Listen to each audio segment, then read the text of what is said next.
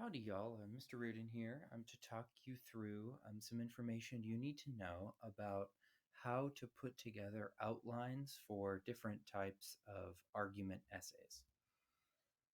So, before you continue through this presentation, you need to make sure you have a few things nearby you.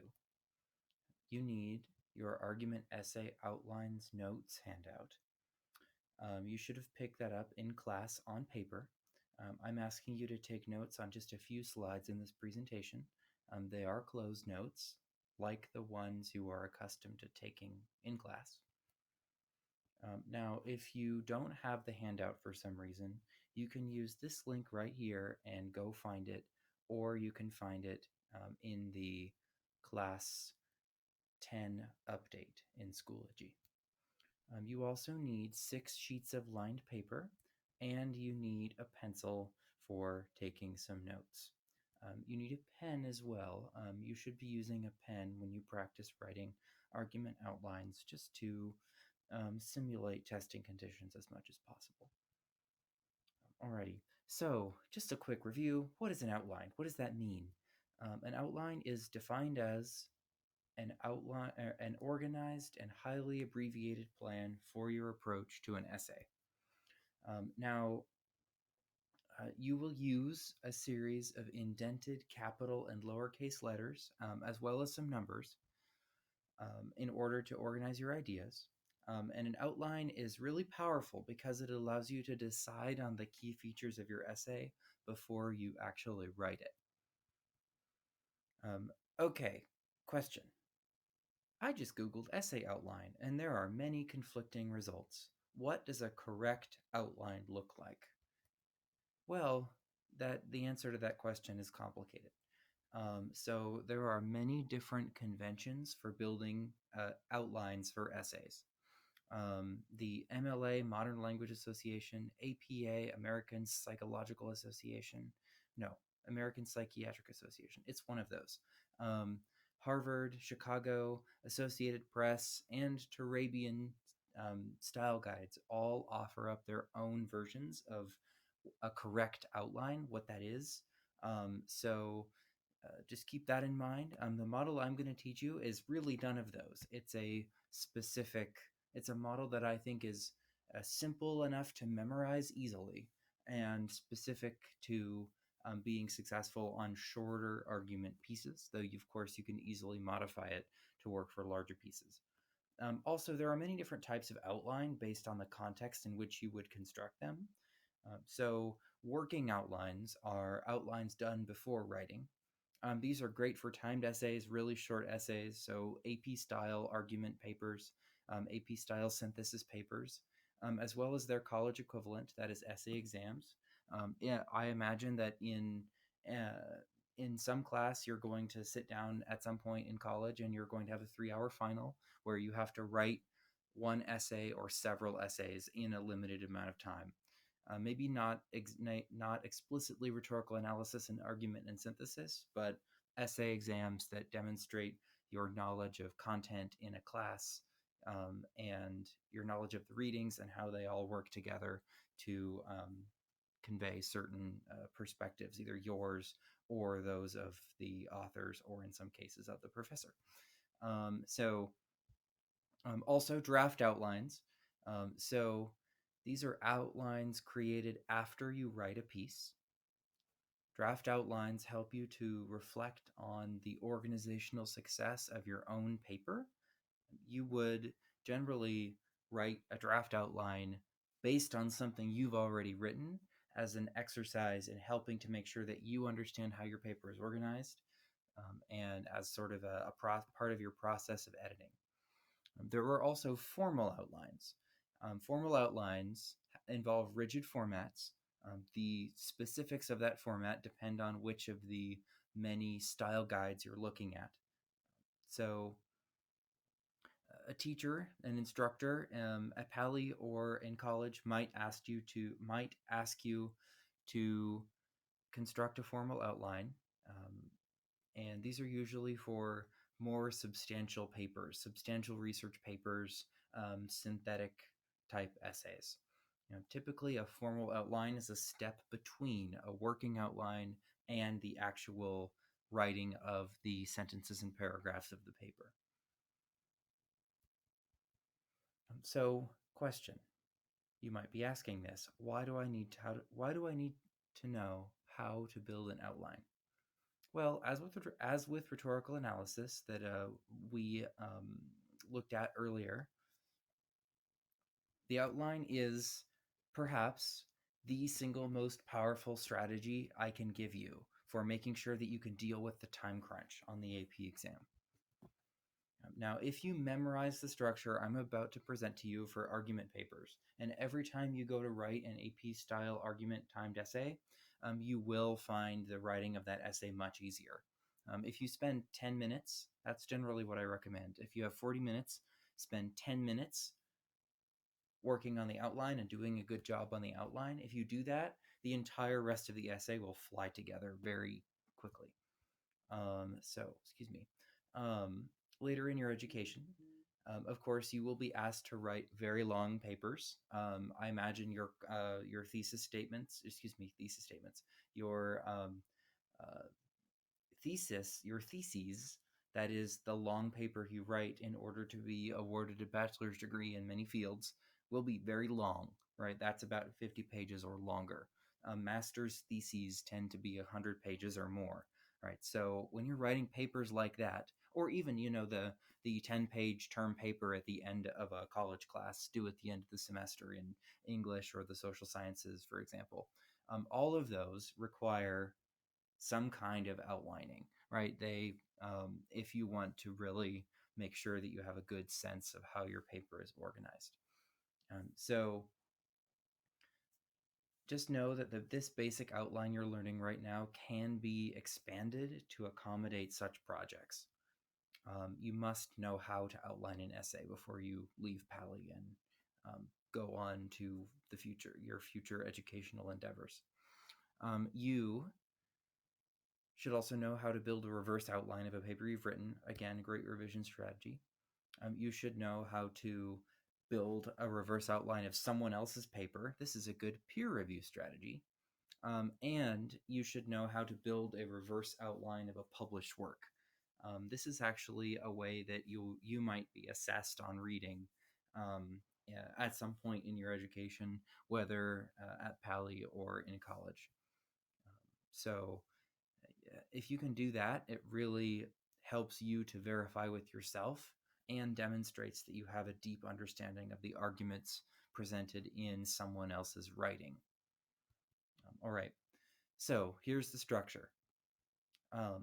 For the first line, it's just I, right? Roman numeral 1. Write the words essay outline. Don't actually put anything there, just essay outline. And you'll do that same thing every time, or just leave it blank. Don't actually put anything else next to that. For A, you should write like a sentence or so, or even part of a sentence or a few notes about what you plan to do with the hook. What do you plan to do? Are you going to tell a story? What story? Take a few notes to remind yourself exactly what story you're going to tell. If you're going to use a general statement hook or a definition hook, get a few words down on the paper so you know what your plan is for the hook.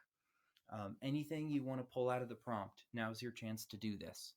Exigence, context, pieces of Y tag needed for argument, pull all of that out now. Maybe even write an entire exigence, context, and Y tag sentence or clause in advance.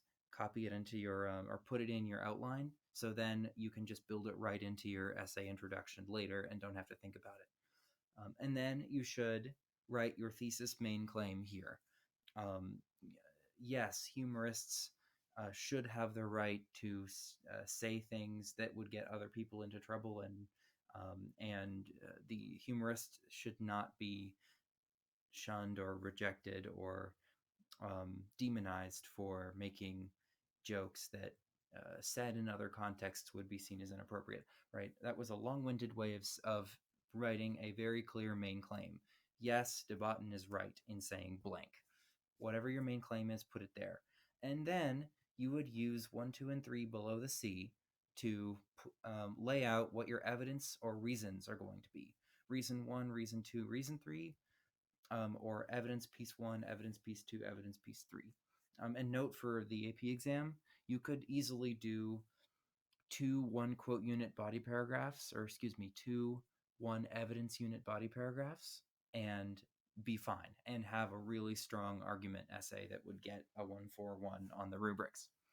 So you can decide which one you want. You can decide whether you want to have 2 or 3. That's your decision. You can also decide whether you want to use evidence or whether you want to use reasons when you build your thesis statement and put those here. Now, if you use reasons, you might still want to lay out your specific evidence in advance. I highly recommend you do that.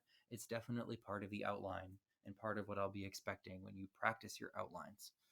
So when you pull out that specific evidence, I want you to put it under lowercase Roman numeral 1, so lowercase I right there. So we are indented at 2 levels, C1I. That's where your specific evidence would go. If you have multiple evidence units that go with that reason, then you could do II, lowercase Roman numerals, lowercase Roman numeral 2. If you had 3 evidence units, you would put a 3 there. Probably not. You can then just move on to the next one. Be sure that you include those bits of specific evidence in the outline in advance. You have to do that thinking. Also, in one of my examples, I know I put A and B in that spot instead. You really should be using the Roman numerals. It goes Roman numerals, letters, numbers, and then repeats Roman numerals, letters, numbers as you indent further and further. All right, so conclusion approach. You would just write down 2 things you plan to do in your conclusion. I'm going to do blah, and then I'm going to do blah. Done.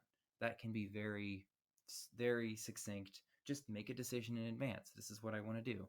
It's also possible that once you've written the rest of the paper, you would then change what you want to do in the conclusion, and that's fine.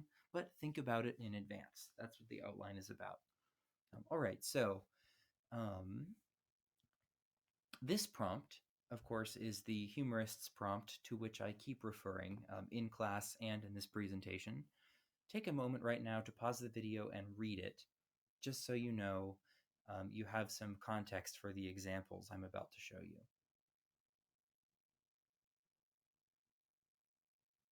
All right, welcome back. You could go to this link to see the essay written by a student in February 2019 in my sections of AP English Language and Composition. This essay is actually the one from which I constructed a very simple reverse outline, and that simple reverse outline is the example on the next slide. So if you want to look at that essay, you could pause the video right now before you move on and look at it, so you have a sense of what the completed essay looks like before you actually look at the outline. All right, here is the outline that goes with that essay I just mentioned. So again, write essay outline. I might write, or this author wrote a few general sentences about the many purposes of jokes, including to repackage heavy concepts and touchy ideas. Then the person definitely made sure to include Alan de Botton's 2004 book Status Anxiety, and they quoted the prompt. Right now, de Botton's claim holds true. That's the main claim in this essay, and the two central pieces of evidence here are Michael Scott in The Office and Dwight Schrute in The Office. Now you can see here they used the lowercase I and the lowercase ii, the lowercase Roman numerals, to refer to very specific bits of evidence. In the essay, this author talks about 2 specific episodes: Secret Santa, season 13, episode 6, and Classy Christmas, season 11, episode 7, and like goes into detail about what happened in those episodes and why the comedy, the humor they represent actually is positive or beneficial to society, and therefore the humorists should have the right to um, uh, do this. Like it is beneficial for society. That's the idea. So, and then again, we have the same thing going on with the second uh, body paragraph.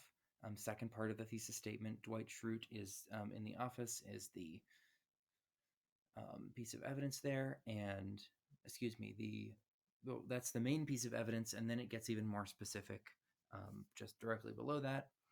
Okay. And then their conclusion approach. They restate the office in both characters. Ooh, that should be italicized. Yipes. And then, of course, they tie to their commentary on the corporate world. And then, of course, they say something more general about the duty of humorists.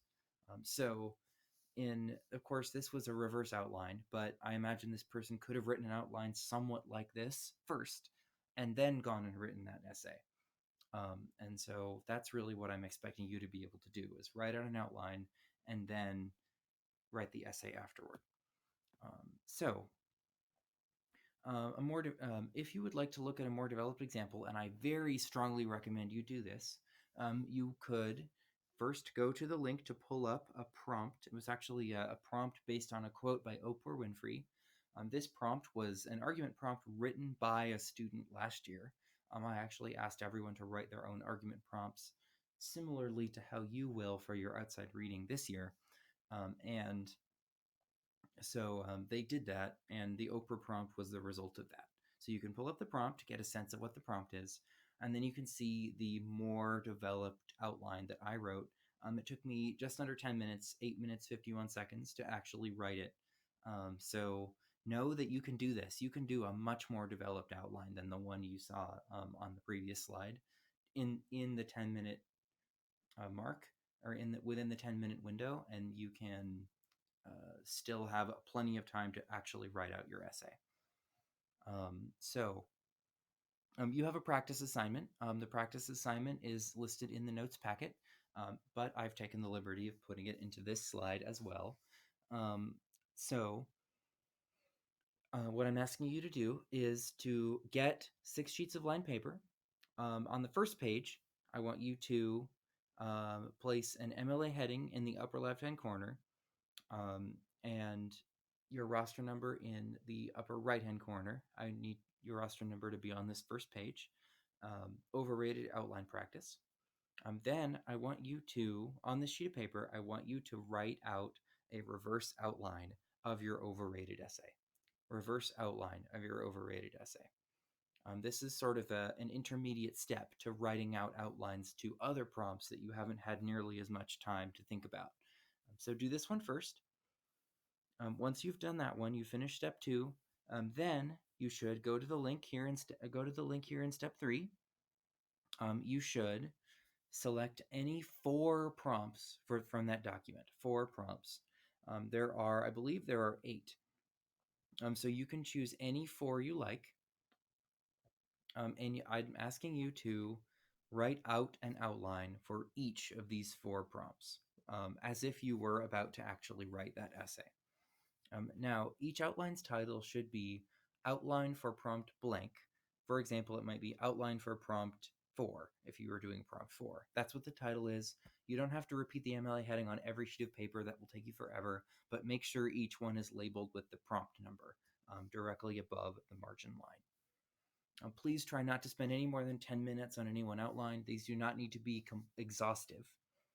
You'll actually see down on point 6 here, there's a rubric that's actually very generous. There are 2 possibilities for your outlines: acceptable or unacceptable. If they're done and they're decent, right, I will look at them. I'm not going to scrutinize every tiny bit of them, but I'm definitely going to give them a little bit of attention. And I am going to decide, are these acceptable or are they unacceptable? Where do they fall on the rubric? And that will determine whether or not you get your project management points. 1 point for the overrated and 1 for each of the 4 other outlines. Now, I did say 6 sheets of paper, so you might be wondering, why did I say that? My experience in having students complete this assignment is that you inevitably will mess one up so much that you want to do it over again. Throw it out. You have an extra sheet of paper accessible to you, easily accessible to you for starting again. Now, other students last year, multiple students in fact, told me that even though on the surface this felt like busy work, when they were doing it, they didn't like it very much. They Later they found it to be an incredibly valuable opportunity to practice writing outlines and to prepare for the very challenging task ahead of you on the AP exam. And of course, if you can do this quickly now, and you really can memorize the outline structure and master how to put together these outlines, it will absolutely benefit you far beyond the confines of AP Lang and far beyond the actually kind of lame exam that you have to take in May. All right, that's all. Thank you.